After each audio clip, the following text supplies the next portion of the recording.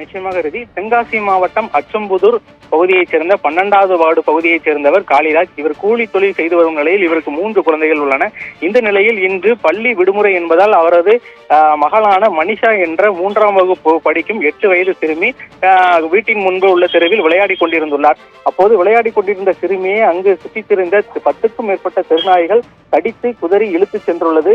அருகில் உள்ள தோட்டத்திற்கு இழுத்துச் சென்ற சிறுமியை 10க்கும் மேற்பட்ட நாய்கள் தலை, கை, தொடை உள்ளிட்ட பல்வேறு பகுதிகளில் கடுமையாக கடித்து குதறியுள்ளது.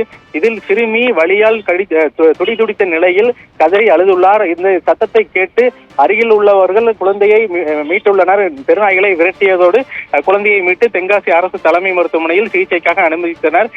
தற்போது தென்காசி அரசு தலைமை மருத்துவமனையில் குழந்தை மனிஷா என்ற சிறுமிக்கு தீவிர சிகிச்சையானது அளிக்கப்பட்டு வருகிறது.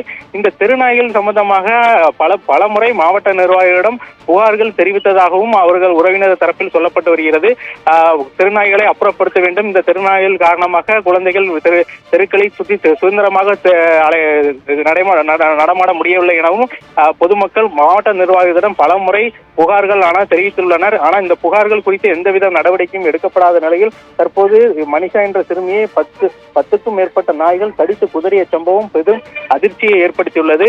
தற்போது இதன் காரணமாக இங்கு மாவட்ட நிர்வாகம் சார்பில் குழந்தை கிருமிக்கு உரிய நிவாரணம் அளிக்க வேண்டும், கடித்து குதறிய நாய்களை அங்கிருந்து அப்புறப்படுத்த வேண்டும் என கோரிக்கைகளும் உறவினர் சார்பில் கோரப்பட்டுள்ளது என்பது குறிப்பிடத்தக்கது.